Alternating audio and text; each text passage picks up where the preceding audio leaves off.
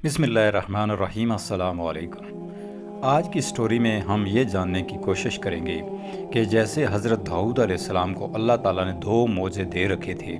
एक, उनकी आवाज़ इतनी सुरीली थी कि जब वो अल्लाह का नगमा गाते तो आसमान पे चलते परिंदे भी खड़े होकर उनकी आवाज़ सुनते। तो दूसरा मोज़ा बहुत कम लोग जानते हैं, जब वो लोहे को पकड़ते तो लोहा जिस एंगल में चाहें बगैर गर्म किए मोड़ सकते थे। इसलिए जब उन्होंने जंग लड़ी तो जितनी भी ज़रा हैं, जितने भी तलवारें हैं, तीर हैं, कमान हैं, वो ज़्यादातर उन्होंने ख़ुद बनाए थे बग़ैर लोहा गर्म किए। तो ये दो मोज़े अल्लाह रब्बुल इज़्ज़त ने हज़रत दाऊद अलैहिस्सलाम को दे रखे थे। लेकिन हमारे पाकिस्तान शहर लाहौर में भी एक शख्स ऐसा गुज़रा है, एक लोहार ऐसा गुज़रा है जिसको अल्लाह ताला ने ये करामत दे रखी थी कि वो गरम लोहे को, यानी कि भट्ठी में जो लोहा डालें और वो सुर्ख हो जाए, उसको अपने हाथ में पकड़ लेता था, पकड़ के जिस एंगल में चाहे मोड़ लेता था, लेकिन उसका हाथ नहीं जलता था। ये लोहार आज से 100 साल पहले लाहौर में गुज़रा है, जब पाकिस्तान का लगभग नामो निशान भी नहीं था। उस वक्त ये मुसलमान लोहार लाहौर में गुज़रा है। उसमें ये करामत पाई जाती थी कि वह गर्म लोहे को भट्ठी से निकाल कर हाथ में पकड़ कर जिस एंगल में मर्जी मोड़ ले, उसका हाथ नहीं जलता था। तो ये चीज़ें जब लोग देखते तो एक शख्स उसके पीछे पड़ गया। उसने कहा कि मुझे ये बताओ कि तुम कौन सा ऐसा अमल करते हो जिस वजह से लोहा तुम्हारे हाथ को नहीं जला रहा, आग तुम्हारे हाथ को नहीं जला रही। काफ़ी कोशिशों के बाद जाके उस लोहार ने बताया कि यहाँ मेरे मोहल्ले में नज़दीक एक अल्लाह वाली खूबसूरत औरत रहती थी, जिसके छोटे छोटे 2 बच्चे थे। खामद उसका वफ़ात हो चुका था, वो बेवा ज़िंदगी गुजार रही थी। उसके घर के हालात खासे गुर्बत वाले थे, तंग दस्ती थी। तो मैं जब भी उसको देखता तो मेरा दिल उस पे आ जाता।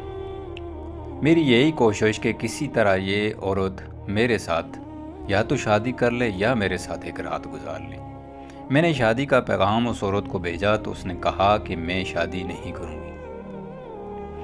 फिर एक दफ़ा मैंने उसे कहा कि तुम मेरे साथ एक रात गुजार लो, जो तुम मुंह से मांगोगी मैं तुम्हें दूंगा। वो शख्स बताता है कि उस वक्त मैं लोहार का काम नहीं करता था, उस वक्त मैं बहुत बड़ा कपड़े का ताजर था, कपड़े का कारोबार करता था। तो इस गर्ज से मैं लोगों के घर घर जाकर कपड़े बेचा करता था। मेरे बहुत से नुमाइंदे थे जो मुख्तलिफ इलाकों में जाकर घरों घरों कपड़े बेचते थे। तो मैं उनका हेड चीफ था। तो मैं उस औरत के घर गया। मैंने उससे कहा कि जो तुम दुनिया की जितनी भी दौलत मांगो, कपड़ा मांगो, पैसे मांगो, सिक्के मांगो, मैं सब तुम्हें दूंगा, लेकिन एक रात मेरे साथ तुम गुजार लो। उस औरत ने कहा कि मैं ये गुनाह कभी भी नहीं करूँगी, चाहे कुछ भी हो जाए। बिल आखिर एक दफ़ा ऐसा हुआ कि उसकी माली हालात बहुत ज़्यादा ख़राब थे, डाउन हो गए, गुर्बत जैसे उसके घर में छा गई। उसके बच्चे 2-3 टाइम से भूखे थे। मेरा गुज़रगर वहाँ से मगरिब के वक्त हुआ तो मैंने उसके घर में दस्तक दी। उससे एक गिलास पानी मांगा तो उसने मुझे पानी दिया। तो मैंने कहा कि आज तुम्हारे घर में कोई चूल्हा जलने की, कोई सालन पकने की, कोई रोटी पकने की खुशबू नहीं आ रही। तो उसने कहा कि पिछले 3-4 टाइम से मेरे बच्चे भूखे हैं, मैं अपने बच्चों को कुछ भी नहीं खिला सकी।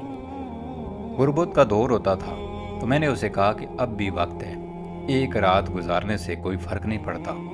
तुम अगर चाहो तो मैं तुम्हारे घर में राशन, खाना पीने के हर एक सामान लाकर अंबार लगा सकता हूँ, लेकिन बदले में तुम मेरे साथ एक रात गुजार। उस औरत ने काफ़ी देर सोचने के बाद कहा कि ठीक है। मैंने खैर उसी वक्त सोने के सिक्कों की थैली निकाली और उसको दी और उसके घर में रात रुक गया। अब फ़ौरन बाज़ार जाकर कुछ खाने का सामान भी मैं ले आया। उसने वो पकाया, उसके बच्चों ने भी खाया, मैंने भी खाया। और फिर रात को जब मैं उसके पास जाके लेटने लगा तो वो ऐसे कांपने लगी जैसे कोई सख्त सर्दी में मासूम बच्चा नंगा बर्फ़ के ऊपर लिटा दो तो वो कांपता है। तो मैंने उससे पूछा कि तुम मुझसे इतना डर क्यों रही हो और तुम इतना काम क्यों रही हो? कोई पहली दफ़ा तुम्हारे साथ ये काम तो कर नहीं रहा हूँ, क्योंकि तुम एक मैरिड लाइफ जी चुकी हो। ज़ाहिर है जो लड़की फ़र्स्ट टाइम ऐसा काम करे तो उसको थोड़ा सा جھجک ہوتی ہے، ڈر ہوتا ہے، خوف ہوتا ہے۔ تم تو 2 بچوں کی ماں ہو، ظاہر ہے یہ سارا نظام دیکھ چکی ہو۔ تو اس نے کہا کہ میں نے ایک کتاب میں پڑھا تھا کہ جو مرد اور عورت زنا کرتے ہیں ان کے لیے عبرتناک سزا ہے۔ میرا دل، میرا ایمان اس چیز کی اجازت نہیں دیتا۔ میں اس خوف سے ڈر رہی ہوں، اس سزا سے ڈر رہی ہوں جو اللہ نے اس گناہ کی منتخب کر رکھی ہے۔ تو تمہیں یہ میں کہتی ہوں کہ تم بھی اللہ سے ڈر جاؤ۔ اس کے الفاظ کچھ اس انداز سے تھے کہ میرے دل پہ اثر کر گئے۔ میں وہیں سے پیچھے ہٹ گیا تو میں نے کہا جو کچھ تمہیں میں نے دیا ہے وہ بھی میں واپس نہیں لوں گا، اور آج کے بعد ہر تمہارے مہینے کا، تمہارے بچوں کا خرچہ پورا میں اٹھاؤں گا، چاہے تم مجھ سے یہ کام کرو یا نہ کرو۔ میں اب توبہ کرتا ہوں، آج کے بعد کبھی کسی عورت کو زنا جیسا عمل کرنے کے لیے نہیں کہوں گا۔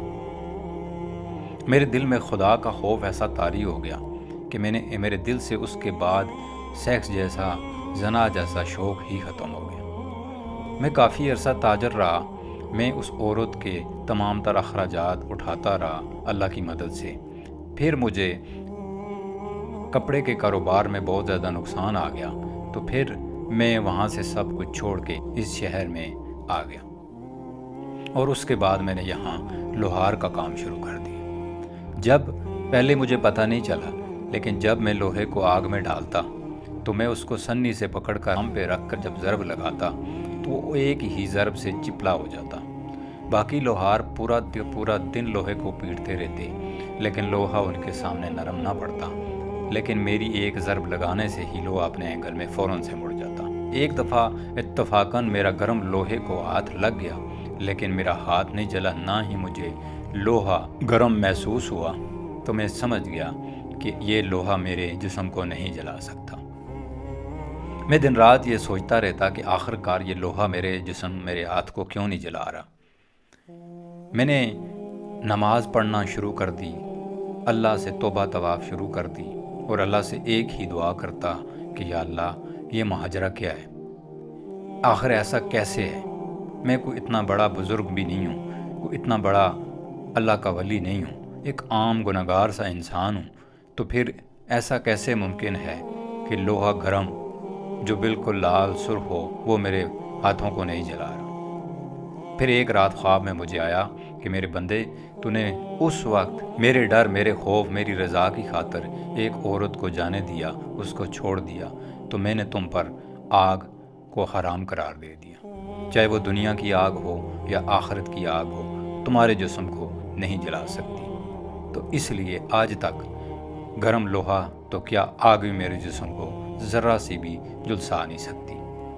تو دوستو، انسان اگر اپنے ایمان میں اور اللہ کی راہ میں پختگی سے زندگی گزارے تو یقین جانے نہ تو دنیا کی کوئی مصیبتیں، پریشانیاں اس کو کچھ کر سکتی ہیں، اور نہ آخرت میں اس کے لیے کوئی عذاب ہوگا۔